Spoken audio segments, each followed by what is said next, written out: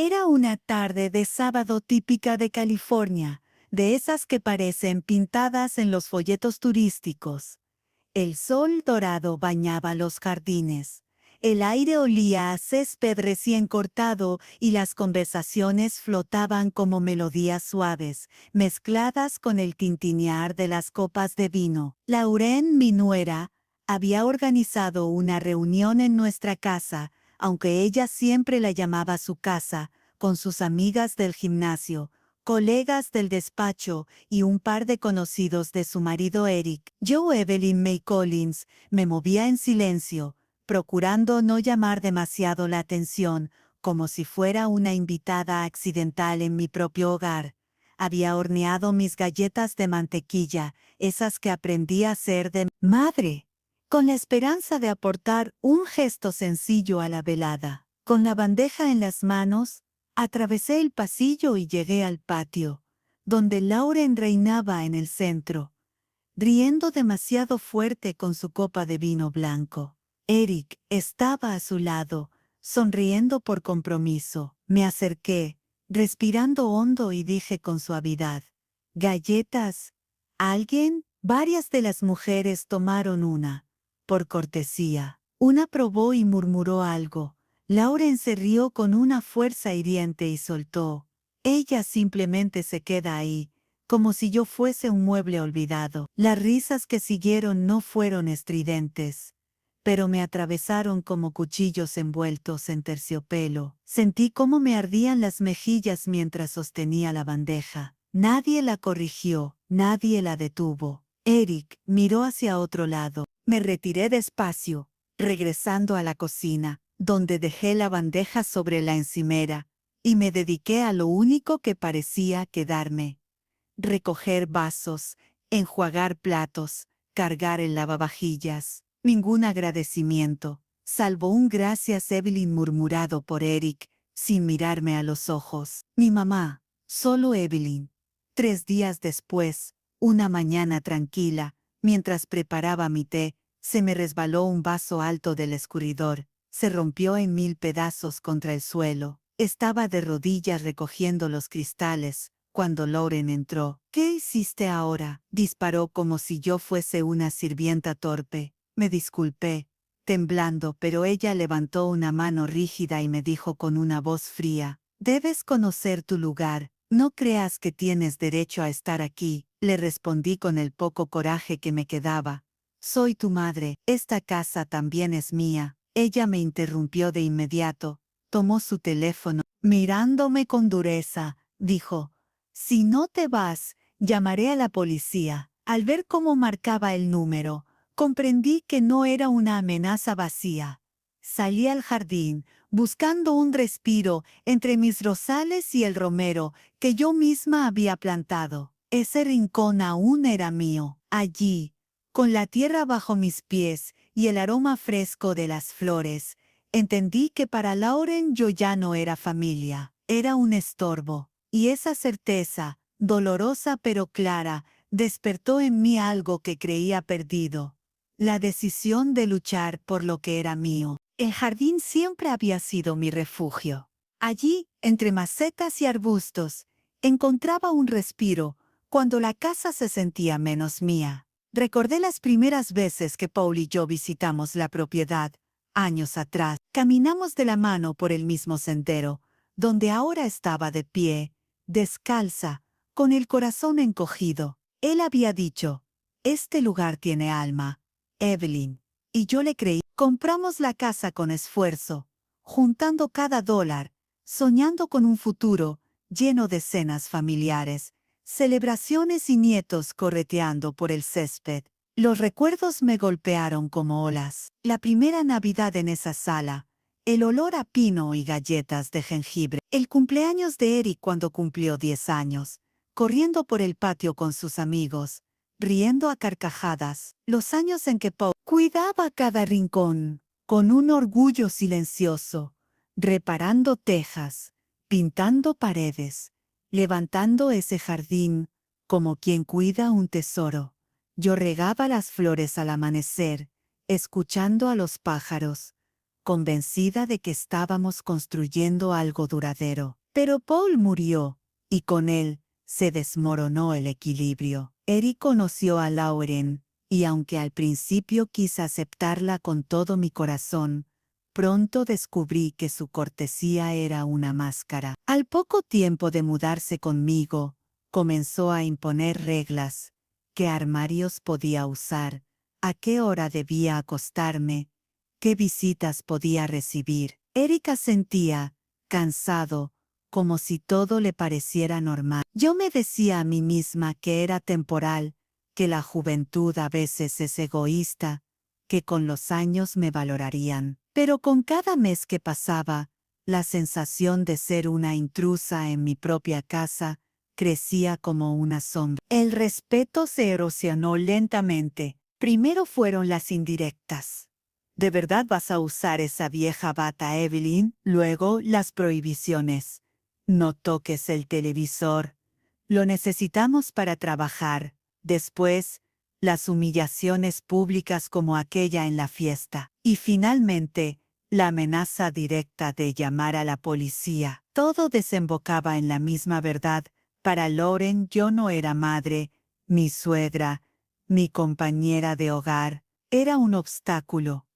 Esa noche, tras el incidente en la cocina, me encerré en mi cuarto, abrí el cajón donde guardaba los documentos y saqué una carpeta azul que no tocaba desde la muerte de Paul. Dentro estaba el título de propiedad de la casa, con mi nombre escrito claramente: Evelyn May Collins. Lo sostuve entre las manos como quien agarra una cuerda de salvación. Lauren podía hablar todo lo que quisiera, podía burlarse, gritar, imponer sus reglas, pero los papeles no mentían. Esa casa era mía. Al día siguiente, pedí cita con un abogado de confianza, uno que había trabajado con Paul en el pasado. Le expliqué todo, desde la mudanza de Lauren hasta la amenaza de desalojarme. Él revisó los documentos y me miró con firmeza. Señora Collins, usted tiene el control absoluto. Nadie puede sacarla de su casa. Si ellos quieren vivir aquí,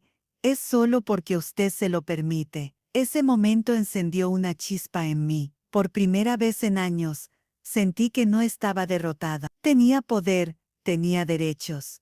Y lo más importante, tenía un plan que empezaba a formarse en mi mente. El plan comenzó como un murmullo en mi cabeza, pero pronto tomó forma clara y precisa. Ya no se trataba de soportar, ni de esperar que Lauren cambiara, ni de confiar en que Eric se pusiera de mi lado. Era el momento de actuar con frialdad, como Paul lo habría hecho en su despacho cuando enfrentaba un problema legal. Tenía los documentos, tenía la ley de mi parte, y lo que necesitaba era valor. El abogado me recomendó consultar con una agente inmobiliaria de confianza para evaluar las posibilidades de vender la casa. Al principio dudé. Vender el lugar donde crié a mi hijo, donde compartí una vida con mi esposo, parecía una traición a mis recuerdos. Pero entonces pensé en la humillación en la fiesta, en las palabras hirientes de Lauren, en la amenaza del teléfono. Mis recuerdos estaban en mi corazón, no en esas paredes que se habían convertido en una prisión disfrazada de hogar. Hice la llamada en secreto, desde un banco del parque. La agente, una mujer llamada Mariana, se mostró comprensiva. Vino un par de días después, cuando Eric y Lauren estaban fuera. Caminó por las habitaciones conmigo, tomando notas. Es una propiedad con gran valor, Evelyn, me dijo. Podría venderse rápido y a un precio excelente. La escuchaba con atención, sintiendo cómo cada palabra reforzaba mi decisión. Durante semanas, mantuve la fachada, cocinaba, limpiaba, fingía obediencia. Pero en las noches, en mi cuarto, revisaba papeles, firmaba documentos, planeaba cada paso. Lauren no sospechaba nada, estaba demasiado ocupada organizando cenas y luciendo su papel de anfitriona. Eric tampoco preguntaba. Esa indiferencia me ayudó. Nadie prestaba atención a la mujer silenciosa en la esquina, Y esa invisibilidad se convirtió en mi mayor ventaja. El día que firmé el contrato con la inmobiliaria, me temblaban las manos, pero no de miedo, sino de una energía nueva, poderosa. Recordé a Paul otra vez, diciéndome que yo siempre había sido más fuerte de lo que creía. Por primera vez desde su muerte, me sentí de pie en lugar de hundida. Un mes después, la oferta llegó, alta, más de lo que había imaginado. Mariana sonrió al mostrarme los números. Con esto, puede asegurarse un futuro tranquilo, dijo. Yo asentí, sintiendo que mi corazón latía con una calma extraña. Ya no era una cuestión de dinero, sino de justicia. Esa noche, mientras preparaba una sopa para cenar, escuché a Lauren burlarse por teléfono con una amiga, diciendo que pronto remodelaría la cocina. Gusto.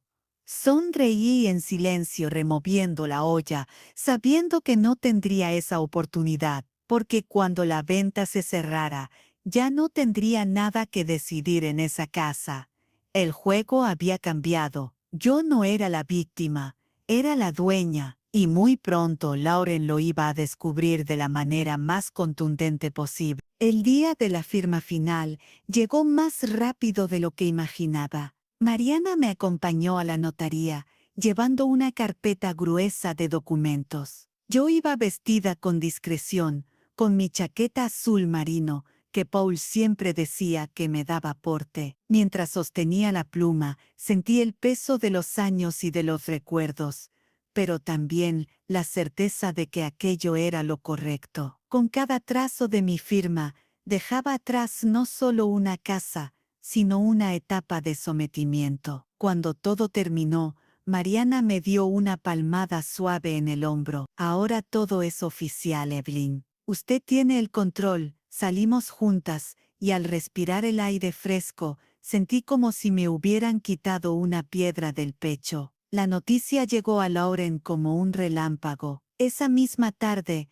cuando entré por la puerta, la encontré con los ojos desorbitados, sosteniendo un sobre de la inmobiliaria. ¿Qué significa esto?, gritó, agitando los papeles en el aire. Eric estaba detrás de ella, pálido, sin saber qué decir. Me quedé tranquila, apoyada en el marco de la puerta. Significa que la casa se ha vendido, respondí con serenidad. Dentro de un mes deberán mudarse. Lauren estalló en carcajadas incrédulas, como si hubiera escuchado un mal chiste. Tú no puedes hacer esto. Esta es nuestra casa, Eric y yo hemos invertido en ella. La miré fijamente, con los ojos fríos que heredé de mi padre. La escritura está a mi nombre. Siempre lo ha estado. No han invertido nada más que su presencia, y eso no pesa en un documento legal. Eric intentó intervenir, pero su voz se apagó frente a la fuerza de la verdad. Lauren, en cambio, se abalanzó hacia mí, con las manos temblando de furia. Vieja egoísta, escupió. Nos dejas en la calle. Les dejo libres, contesté sin alzar la voz. Ya no tendrán que fingir hospitalidad. No tendrán que cargar con mi presencia. Podrán buscar un lugar que de verdad les pertenezca. El silencio que siguió fue espeso. Eric bajó la cabeza. Lauren rompió en insultos. Pero yo ya no la escuchaba. Había cruzado el umbral del miedo. Las semanas siguientes fueron tensas. Lauren evitaba mirarme aunque en ocasiones lanzaba palabras venenosas al aire. Eric se hundía en su mutismo. Yo, en cambio, comencé a empacar mis cosas con calma, eligiendo qué llevar y qué dejar atrás. No necesitaba mucho. Lo esencial estaba conmigo. Fotografías, cartas de Paul, mi vajilla favorita, unas cuantas macetas. El día que los camiones de mudanza llegaron, observé desde la ventana cómo Lauren daba órdenes frenéticas, recogiendo sus pertenencias con rabia contenida. Eric apenas levantaba la vista. Yo no dije nada. El contrato estaba cerrado, el dinero depositado, y mi futuro ya no estaba ligado a sus humillaciones.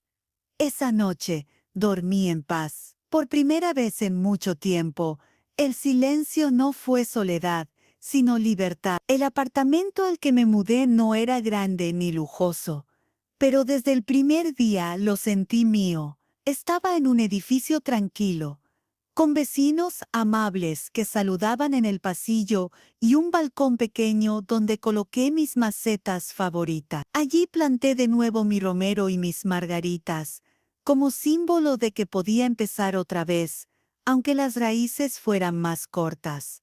Las primeras semanas me parecieron extrañas.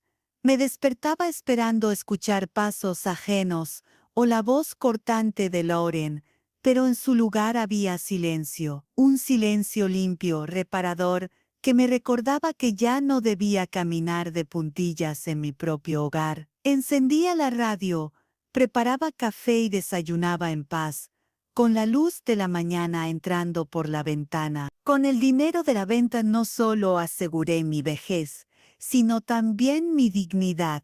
Pagué mis deudas, renové el seguro médico y me permití pequeños lujos, un nuevo par de zapatos cómodos, un mantel bordado que siempre había querido, incluso una cafetera moderna. Cada compra, aunque sencilla, era un recordatorio de que yo decidía sobre mi vida.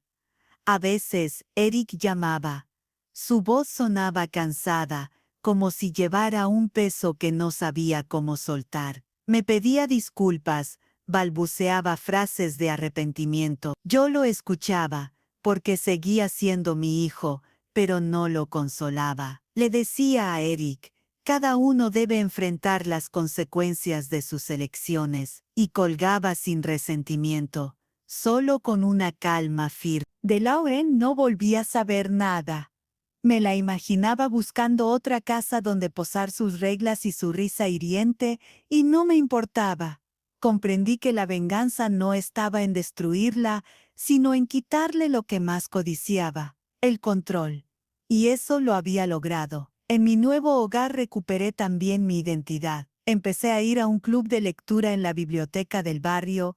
Conocí a mujeres de mi edad con quienes compartí historias, risas y hasta recetas. Volví a cocinar mis galletas de mantequilla, no para mendigar aprobación, sino para mí y para quienes las disfrutaban sin burla. Cada tarde me sentaba en el balcón con una taza de té, mirando el atardecer. Pensaba en Paul, en cómo habría sonreído al verme así, erguida, sin miedo. Quizás la vida me había golpeado con dureza, pero también me había dado la oportunidad de levantarme. Ahora sé que nunca es tarde para recuperar lo que es nuestro, sea una casa, una voz o la dignidad. A veces la justicia no llega en forma de tribunales ni de castigos, llega en silencio, cuando uno se atreve a dar un paso al frente. Yo lo di, y en ese nuevo comienzo encontré la paz que tanto había buscado.